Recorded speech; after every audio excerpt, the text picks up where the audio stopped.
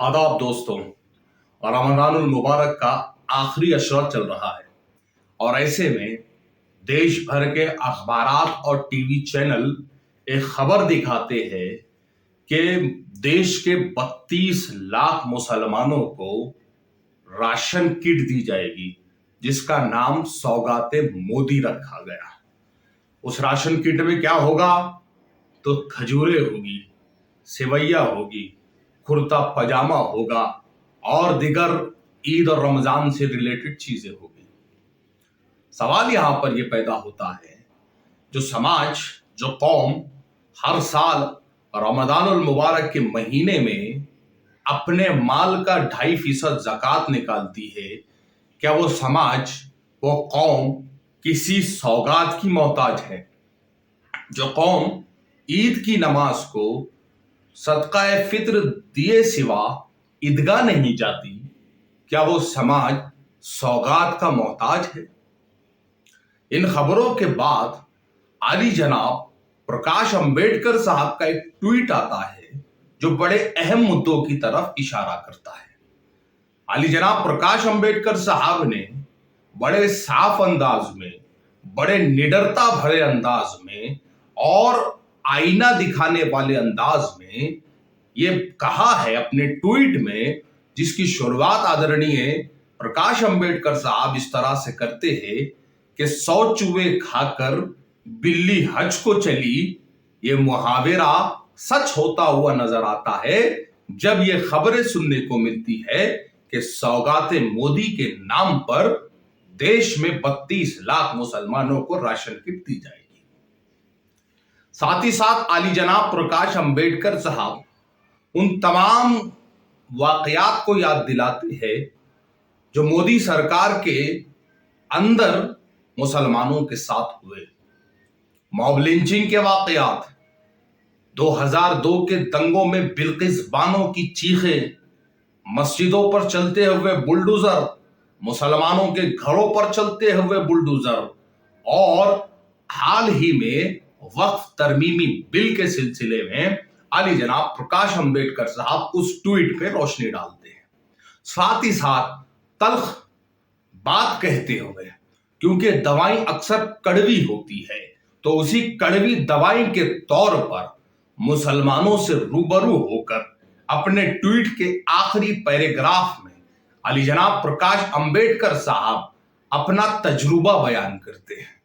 वो कहते हैं कि जिन लोगों ने सीए और एनआरसी में आपके कंधे से कंधा लगाया, आपने उन्हें नजरअंदाज किया।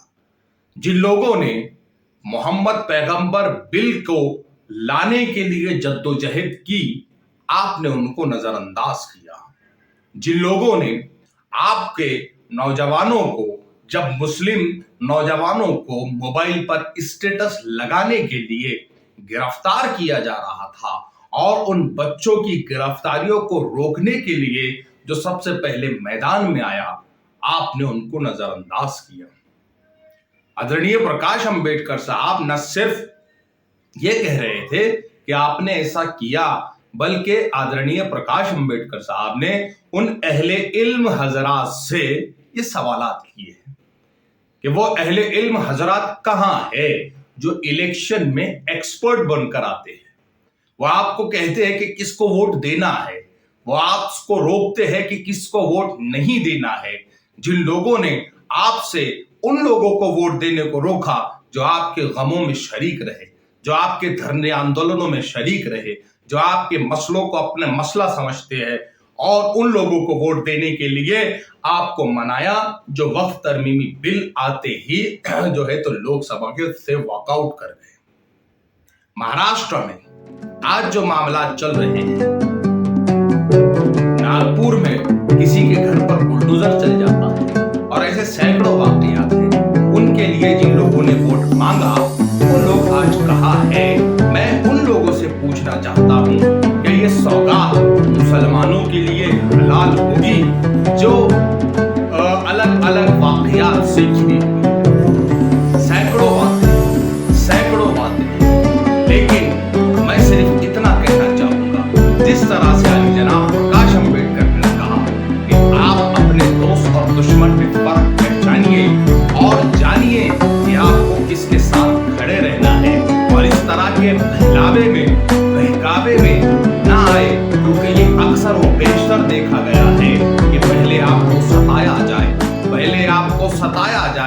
بعد میں آپ کو بہلایا جائے، یہ بہلانے کی کوشش ہے۔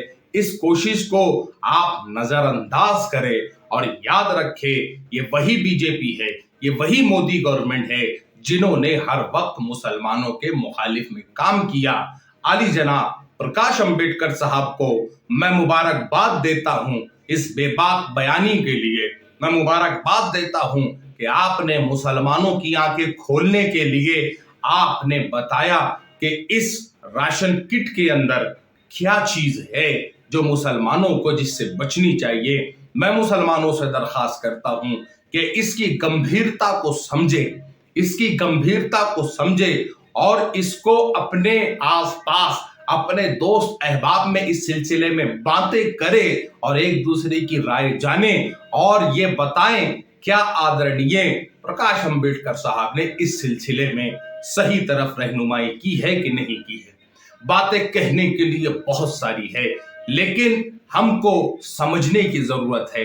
چند دنوں میں عید آنے والی ہے، آپ تمام کو عید کی مبارکباد، آپ تمام کو رمضان کی مبارکباد اور آپ تمام کو ان تمام سوالوں کے ساتھ جو عالی جناب پرکاش امبیڈکر نے آپ سے کیے ہیں ان سوالوں کے ساتھ چھوڑے جاتا ہوں۔ بہت بہت شکریہ۔